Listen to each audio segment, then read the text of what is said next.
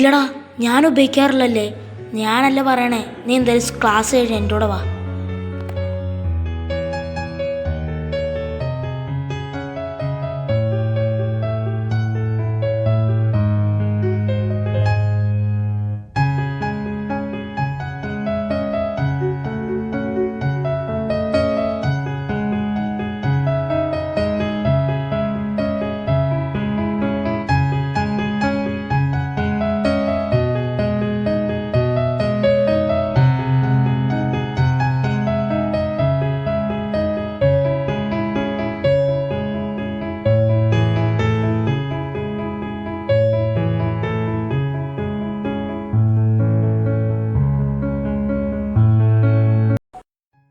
ആദർശ് എവിടെ പോയി?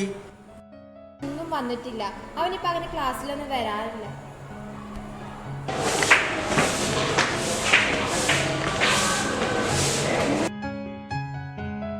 അമ്മേ അമ്മേ അമ്മേ, എന്താടാ? അമ്മേ എനിക്കൊരു 100 രൂപ വേണം. നീ ഇന്നലെ അല്ലേ എന്റെ 200 മേടിച്ചത്? ഇത് വേറെ ആവശ്യത്തിന്, ഇത് വേറെ ആവശ്യത്തിന്. അതെ, ഇവിടെ പണം കായ്ക്കുന്ന മരമൊന്നും ഇല്ല. ചോദിക്കുമ്പോ പൈസ എടുത്തു തരാൻ.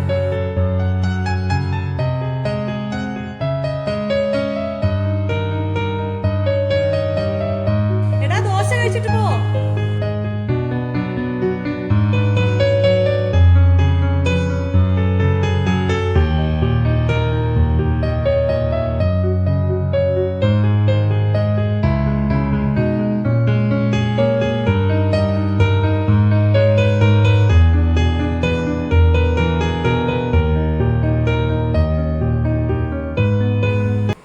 സ്കൂളിലെന്ന് പറഞ്ഞ് വീട്ടിൽ നിന്ന് ഇറങ്ങിയല്ലോ.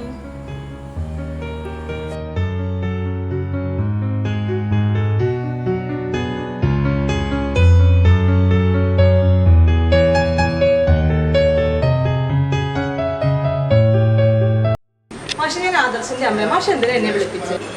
ആദർശിന്റെ അമ്മയാണല്ലേ? അമ്മയെ ഞാൻ ഇങ്ങോട്ട് വിളിപ്പിച്ചത് ആദർശിനെ കുറിച്ച് കുറച്ച് കാര്യങ്ങൾ പറയാൻ വേണ്ടിയാണ്.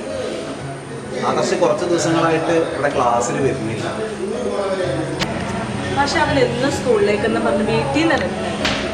അതുപോലെ തന്നെ കുറച്ച് നാളുകളായിട്ട് അവനിവിടെ ക്ലാസ്സിൽ ആകെ അസ്വസ്ഥനാണ്. പഠനകാര്യങ്ങളിലൊന്നും ശ്രദ്ധിക്കുന്നില്ല. അപ്പോൾ നമുക്ക് അവനെ ഒന്ന് ഒരു കൗൺസിലിംഗ് കൊടുത്താലോ?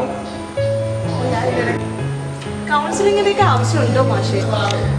ആദർശിന്റെ അമ്മ ഒട്ടും ആശങ്കപ്പെടേണ്ട കാര്യമില്ല. അവനെ കൗൺസിലിംഗ് കൊടുക്കുന്നത് കൊണ്ട് അവരുടേതായ പ്രശ്നങ്ങൾ എന്താണെന്ന് നമ്മൾ കണ്ടെത്തുകയും ആവശ്യമായ പരിഹാരങ്ങൾ നിർദ്ദേശിക്കുന്നതിന് വേണ്ടി മാത്രമാണ് കൗൺസിലിംഗ്. കൗൺസിലിംഗ് എന്ന് പറയുന്നത് ഒരു മോശം കാര്യമേ അല്ല. കുട്ടികളുടെ പ്രശ്നങ്ങൾ പരിഹരിക്കുന്നതിന് വേണ്ടിയാണ് നമ്മൾ കൗൺസിലിംഗ് ചെയ്യുന്നത്. അതിന് അമ്മയുടെ സഹകരണം അത്യാവശ്യമാണ്.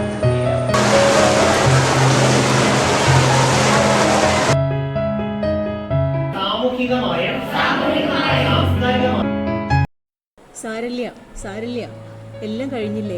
മോന്റെ തെറ്റൊക്കെ മോന് മനസ്സിലായില്ലേ?